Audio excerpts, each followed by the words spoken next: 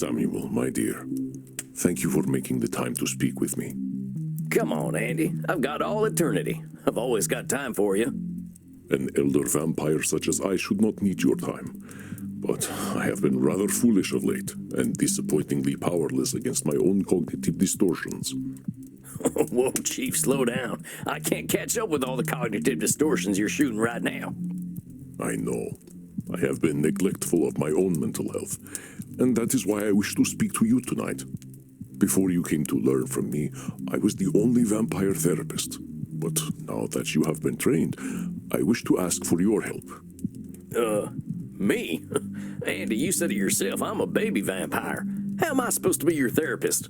Also, ain't it kind of weird to have your own client as a therapist?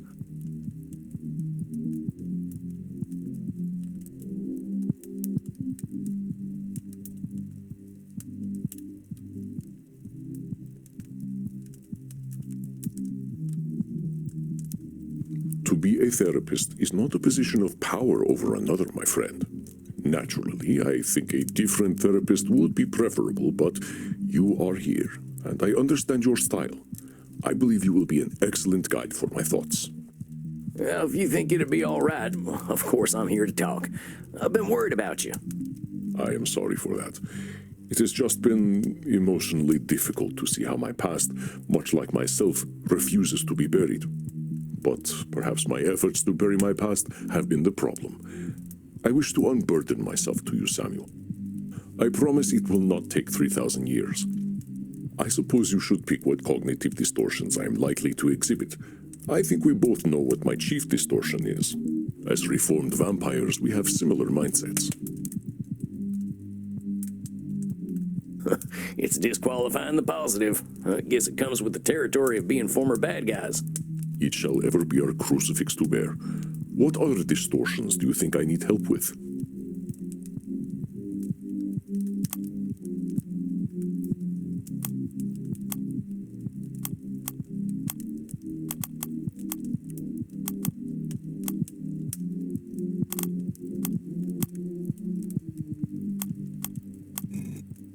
Okay, Andy, I think I'm ready to talk. Do you mind if we play a game while we speak? Much of what I will recall will be difficult to talk about. Well, sure thing, Andy. What'd you have in mind? Let us play a little Settlers of Wallachia. Sure thing, Chief. Kind of funny how everything we do has to be vampire-themed, but I'm game. We cannot escape our natures, as Dr. Drain might say. What would you like your first move to be?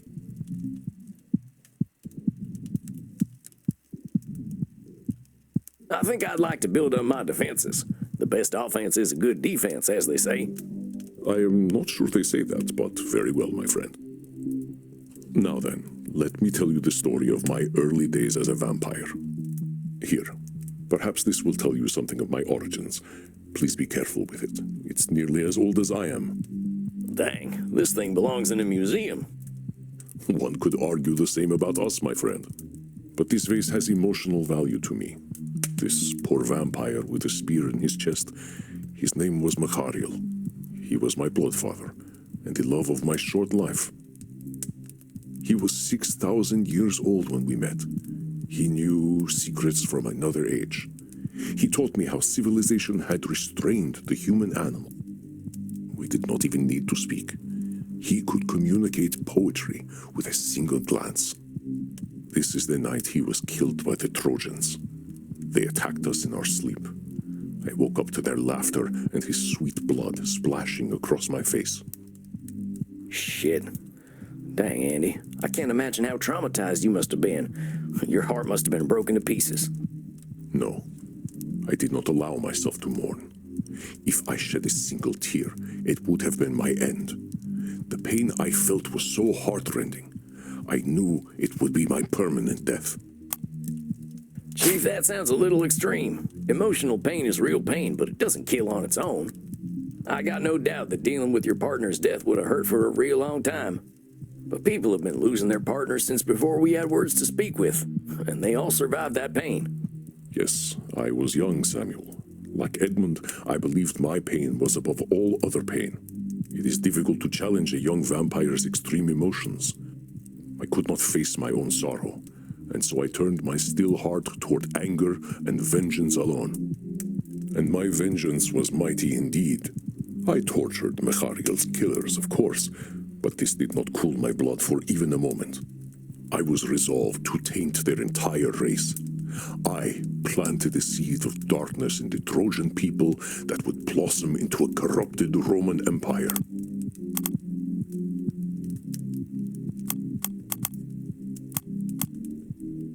Hold your horses there, boss. You saying you caused the fall of the Roman Empire?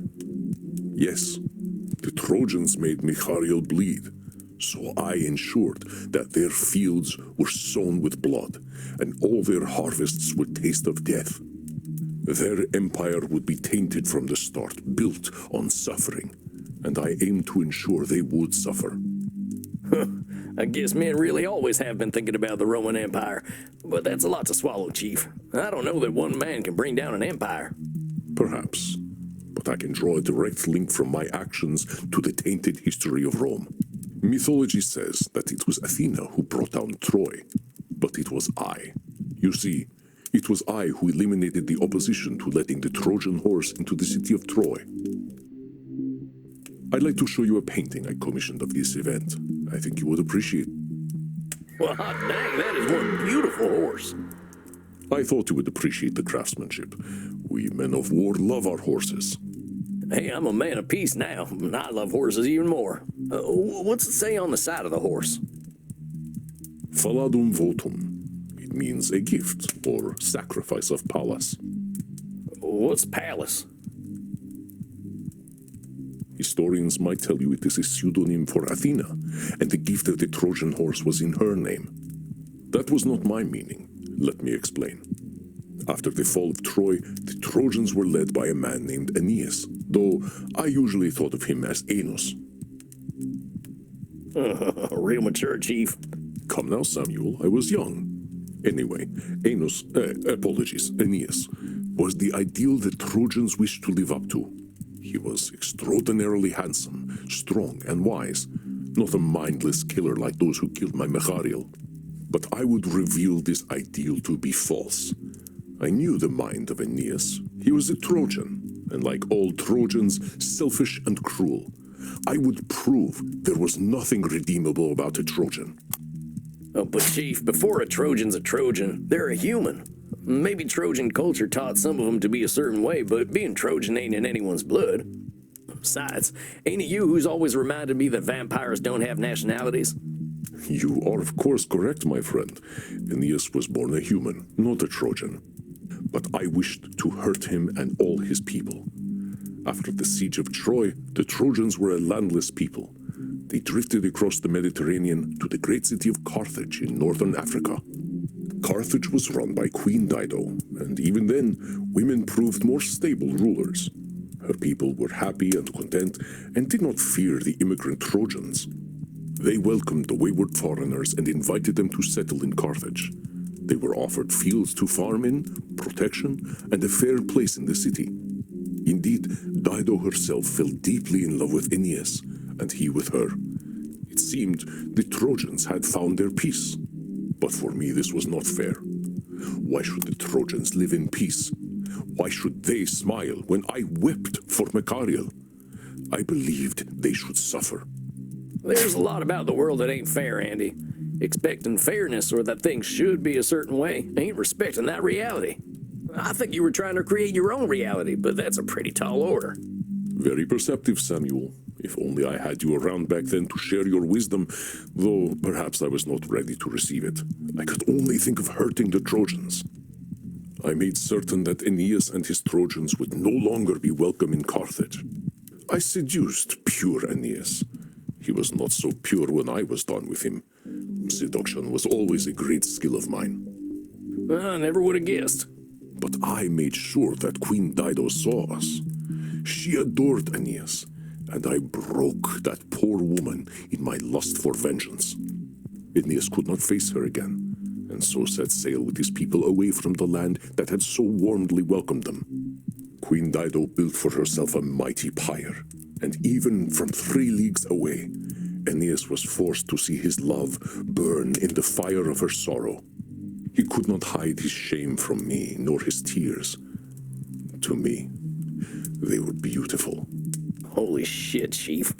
I get that hurt people, but dang, you could have turned it down a notch.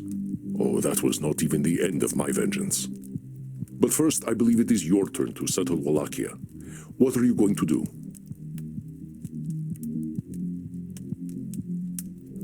Seems like I should get rid of any mirrors. Don't want the mortals to know my secret. A good choice. Here in Germany, privacy is still a value. Now then, where was I? Ah, yes. The Trojans left Carthage for the northern Mediterranean. In the land we now know as Italy, Aeneas met a noble Greek man named Evander, and to my dismay, they set aside the horrors of the Trojan War and became allies.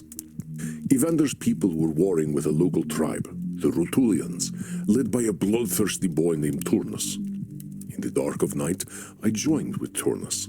I trained his people in the art of war. I taught Turnus how to fight as a man who fears neither death nor shame. In the ensuing battles, the child of Evander, Pallas, was killed by Turnus, despite Aeneas' protection. Aeneas was enraged that his peace with the noble Greek Evander was threatened, and so, day after day, he slaughtered Rutulians until Turnus' people became afraid and began to turn against their leader. Knowing that Turnus would lose, I convinced him to challenge Aeneas to single combat, a final battle. But Turnus would only lose his life. I was determined that Aeneas and the Trojans would lose their souls. I convinced Turnus to wear the belt of Pallas, the child of Evander he had killed, as a trophy. As I predicted, Aeneas easily defeated Turnus, ending the war against the Rutulians. But as Aeneas extended his hand in mercy, he saw the belt of Pallas, and that mercy melted away. He drove his spear into Turnus' chest, and Rome was so founded, not in mercy, but in blood. So you see, Samuel, I was the cause of Rome's bloodlust. Every cruel emperor, every colonial injustice, even the spectacle of the gladiators, they were my doing. Oh, but Chief, that's assuming way more power and blame than you can take credit for. You hurt them Trojans, sure enough, in ways they couldn't erase. But you can't suggest that you created the morality of people who weren't even born yet. I understand this now, but I do not wish to erase the part in Roman history I had. After all, this was only the beginning of my evil deeds against the people who once called themselves Trojans. I am sure you would agree that the things I did to the Trojans were horrific. Because of the loss of my lover, I aimed to taint the soul of an entire people. In the last 200 years, I have done significant acts of good. I have uplifted the poor. I fought the scourge of fascism. I have helped vampires find the peace that was so elusive to me. But the good I do now is washed in the blood of millennia. And all that good shall be lost in time, like drops of blood in the vein. But Andy, who asked you to compare those evils to the good you do? Is the Andy of today gonna do more of them evils? He will certainly aim not to. So why are you cutting him down? Would it be better if he didn't commit acts of good? Do you need to remind him he's evil every 5 minutes? Or is that disqualifying the positive? You see why I also need a therapist. Knowledge of cognitive distortions does not mean that I am immune to them. So you've taught me. But I like the Andy I know, so I'll thank you kindly not to be such an asshole to him. Crimson does say that she likes Imernacht to be an asshole-free zone. I would not wish to disappoint her.